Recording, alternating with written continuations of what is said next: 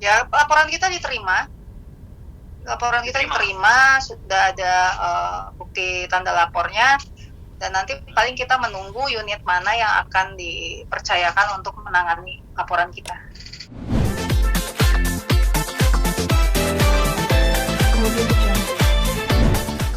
Kronologi kasusnya sampai akhirnya kakak mewakili Kalina melaporkan David ke Polda Metro Jaya, ini kronologinya seperti apa sih kak kasusnya?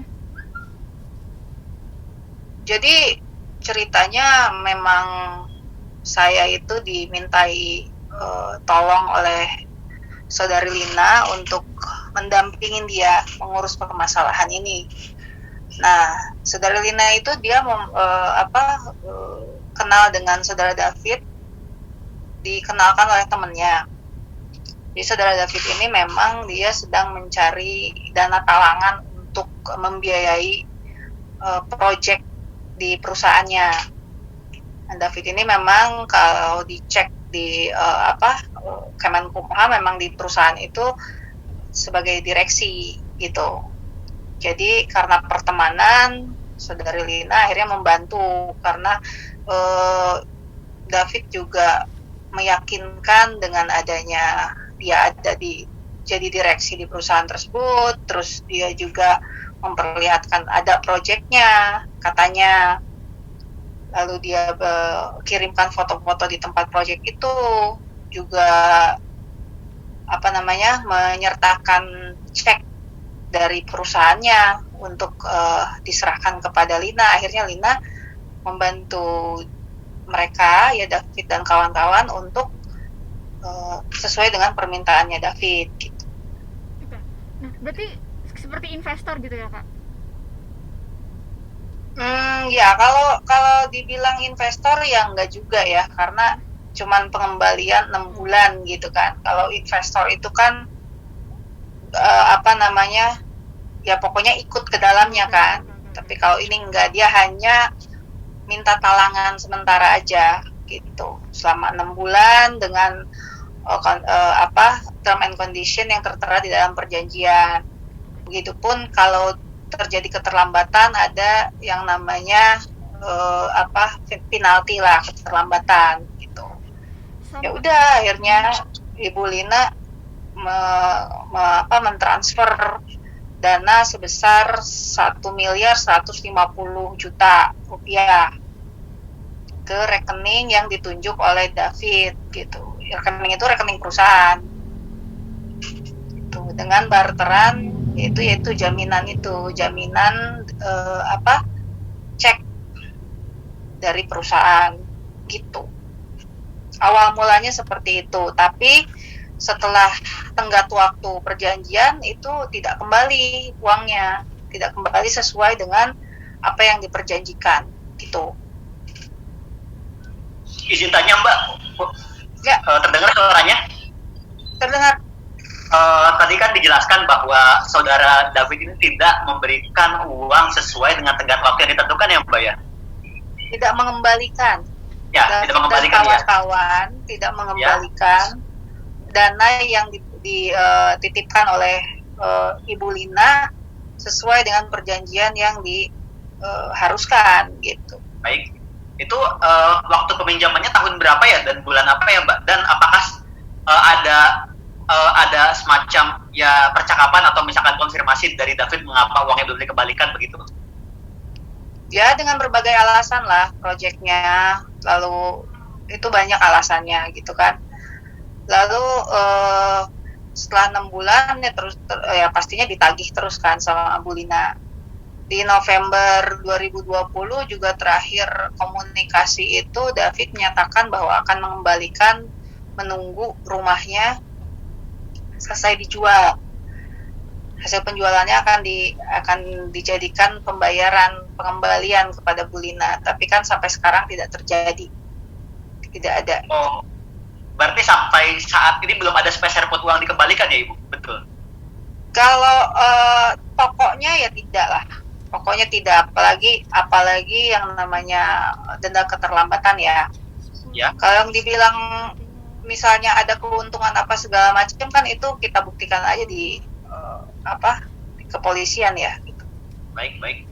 Itu waktu peminjamannya tahun 2000 berapa Ibu? Kalau boleh tahu? 2019. Oh, 2019, baik. Kemudian 2019 dilaporkan awal. ke Polda Metro Jaya hari Tadi malam. Kamis malam berarti ya? Kamis malam, betul? Iya. Oh, dengan barang bukti apa aja Ibu kalau boleh tahu? Kita menyertakan cek yang setelah kita serahkan ke Bank BRI itu ternyata rekeningnya sudah ditutup. Baik. Jadi tidak bisa dicairkan karena rekeningnya sudah ditutup. Juga kita memperlihatkan adanya perjanjian antara perusahaan yang David di situ sebagai direktur dengan yang katanya memiliki proyek. Tapi saya nggak tahu apakah itu memang ada proyeknya atau bagaimana, saya nggak tahu. Nanti mungkin kepolisian yang akan memanggil para pihaknya ya, termasuk yang di dalam perjanjian tersebut. Oh, berarti pada saat pelaporan Ibu dan Ibu Lina membawa barang bukti yang pertama adalah cek dan yang kedua adalah surat perjanjian ya Ibu, benar ya? Ya, betul. Ya, dan respon polisi atas laporan Ibu bagaimana Ibu? Ya, laporan kita diterima. Sudah ada bukti tanda lapornya, dan nanti paling kita menunggu unit mana yang akan dipercayakan untuk menangani laporan kita. Oh, berarti dugaan tindak pidananya belum keluar ya Bu? Apa sudah keluar?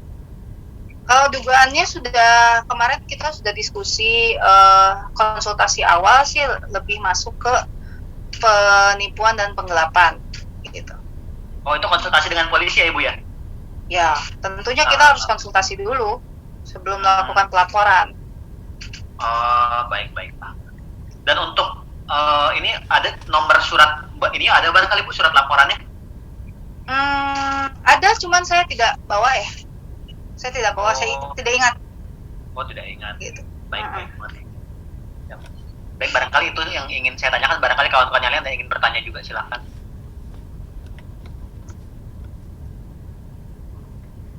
Kak Devi, setelah adanya laporan ke Polda Metro Jaya, apakah udah ada komunikasi dengan Davidnya sendiri, Kak?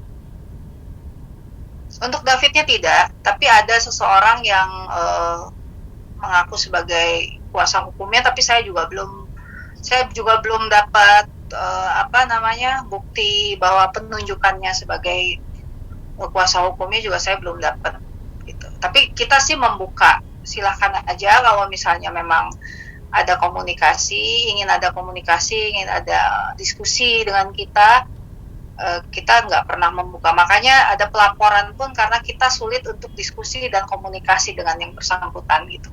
Ini kan pelaporan ini dilakukan karena memang kita sudah nggak bisa nemuin dia di mana gitu. Itu aja.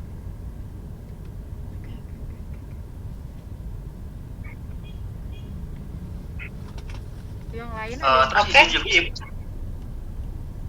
Ingin tanya juga barangkali harapannya Ibu mengenai pelaporan ini bagaimana? Ya, dari klien saya sendiri sih dia hanya berharap haknya dikembalikan, itu aja sih, berharap itu. Jadi tidak ada tendensi untuk misalnya memenjarakan atau apa, itu nggak terfikir sama sekali. Cuman pelaporan ini hanya pilihan terakhir untuk klien saya, di mana klien saya udah kesulitan untuk menemukan yang bersangkutan. Baik, ngerti. Terima kasih Ibu. Ya. Kak Devi, jadi kalau misalnya pihak dari David sendiri akhirnya muncul terus ingin menyelesaikan secara kekeluargaan, berarti ada kemungkinan laporannya akan dicabut, Kak? Ya, kita lihat nanti seperti apa bentuk approachingnya seperti apa. Karena kalau misalnya memang ada itikat baik kan sebenarnya dari 2019 juga harusnya udah selesai ya gitu, nggak usah sampai terpaksa melapor seperti ini gitu Kak. Intinya sih seperti itu.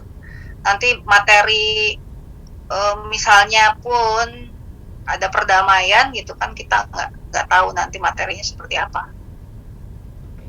Jadi kita jangan GR dulu mau ada damai. Biarin aja, kita serahkan aja. Sekarang kita udah serahkan semuanya ke kepolisian, biar ini bergulir sesuai hukum aja. Kalau memang ada itikat baik dari pihaknya David untuk menemui kami, ya klien kami juga, silahkan, kita buka pintu lebar-lebar, kita buka pintu komunikasi juga. Yang terbaik aja lah buat semua. Gitu. Kan udah ada update mungkin pemanggilan selanjutnya atau Belum, kita baru tadi malam. Oke. Kita belum tahu nih nanti ditaruhnya perkara ini di mana, kita belum tahu.